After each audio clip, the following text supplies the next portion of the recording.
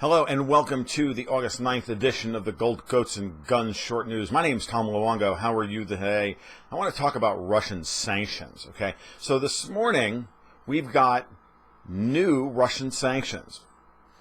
Yesterday, or maybe the day before, we had the Brits come out and say that they're now going to demand extradition of some Russian agents for the poisoning of Sergei and Yulia Skripal earlier in the year. Now, if you remember, the Skripal poisoning was a major diplomatic event. It caused hundreds of diplomats to be expelled from both sides, all across Europe and the United States.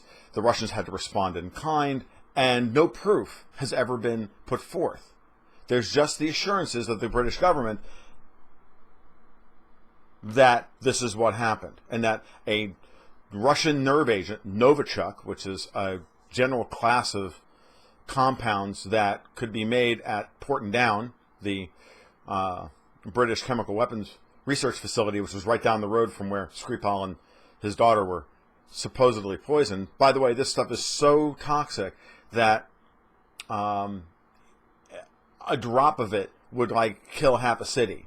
But somehow these two survived, and no one can talk to them.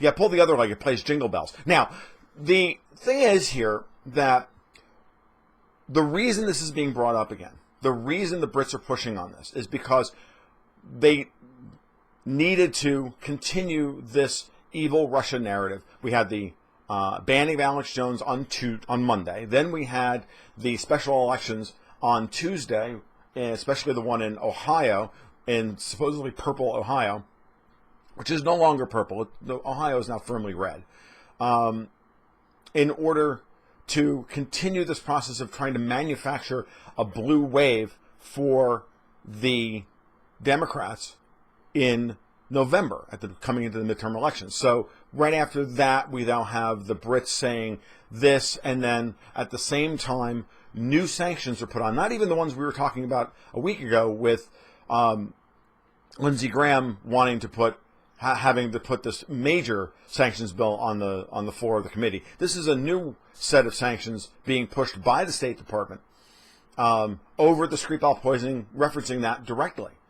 And President Trump is in no position to really do much about this, given the proximity to the midterm elections. So all of this is about trying to shape a narrative in order to continue this process of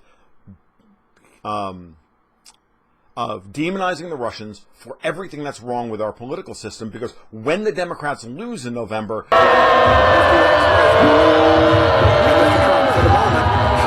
every election that's important will be challenged legally and on the basis of Russian interference in our elections. You heard it here.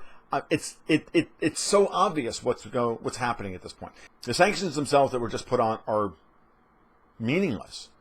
Okay? They're almost meaningless. I mean, I think the most important one would be that Aeroflot couldn't fly to the United States. So all you're doing now is punishing people who want to travel back and forth to Russia, either to do business or to travel or whatever. Aeroflot can't even do business with the United States anymore. The Russians have, by the way, threatened to finally get serious and cut off exporting of all rocket engines. You know, the ones that we use to actually get and send up and retrieve our people from the International Space Station. So it's one of the 2 or 3 areas of the U.S.-Russian trade, bilateral trade, that's important. Rocket engines are one. Aluminum is another, simply because Rusal is such a large portion of the global aluminum market. It covers 15%. It supplies 15% of the global aluminum market. And we don't have a prayer of spinning up aluminum production or new aluminum mines in 6 months. No one does. If you know anything about the commodities industry, if you know anything about commodity mining like I do, you'll know that new mines take years to spin up, and new production takes years to spin up. This is not something you can just all of a sudden snap your fingers and we have a new aluminum mine overnight. I mean, exploration is slow, and capital allocation is slow, and this is the bottom of a commodity cycle, so there's no money available, and rates are rising, so cost of capital is rising, so it's just all nonsense. So they can't really cut Rusal out of the global aluminum market. That would be silly. And we tried that earlier in the year, and that prompted the Russians to just finally say, okay, enough is enough. And they sold all our treasury bonds, which is the real story behind all of this. Okay? So the other area, and which is incredibly important, so you've got rocket engines, you've got aluminum. So the last area, and this is the most important, is uranium. The Russians haven't gone to the uranium sanctions hammer yet. And I wrote an article about this last year saying, look, at the end of the day, if the Russians really wanted to shut the Americans up over sanctions, all they have to do is block uranium exports. And honestly, they could do it. And if they and Kazakhstan stop selling uranium to the United States, the electrical grid in the United States would fail. Because currently, our base load is provided by our nuclear power plants. The stability, the first world electrical stability that we enjoy here in the United States comes from a significant portion of Russian uranium.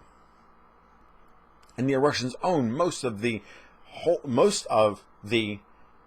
uranium supply chain, both upstream, midstream, and downstream. And Kazakhstan is mostly the upstream portion of the process. And then in the midstream, i.e. the conversion of yellowcake into usable nuclear fuel, there's only a couple of places that do that enrichment. France is one because they have a tremendous number of nuclear power plants, which they're thinking about sunsetting.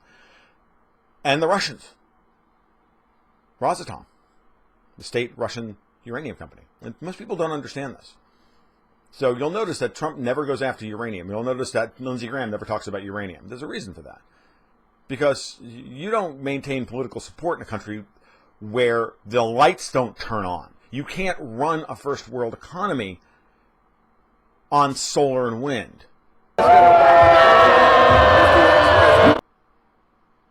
So all of the sanction stuff is really cute and everything, but it's all just narrative spinning for the midterm elections, because at some point there's going to be a challenge to Trump's legitimacy as president if he's not brought to heel. And when that happens, and the midterms are the main mechanism by which they can make that happen. So silence Alex Jones, start the process of accusing everybody of being Russian bots if anybody votes. So if you wrote Republican in this country, this is where the Democrats are. You're a Russian bot, or you were influenced by a Russian bot. You're now red. So they see this is the new McCarthyism. They see reds under every bed because they can't accept the fact that people have just rejected their ideas. And the globalists who stand behind them, feeding them this nonsense, cannot stand the idea of losing one iota of the current power that they possess. And for that reason, the Russians need to be destroyed. Okay, that's all I've got for this afternoon. If you liked what you heard, please give a like and subscribe down below. That would be fantastic. I'll drop some links into the description of this video for some of the things I've talked about. All right, my name's Tom Luongo. I've enjoyed talking to you. You guys take care. You have a great afternoon. Keep your stick on the ice.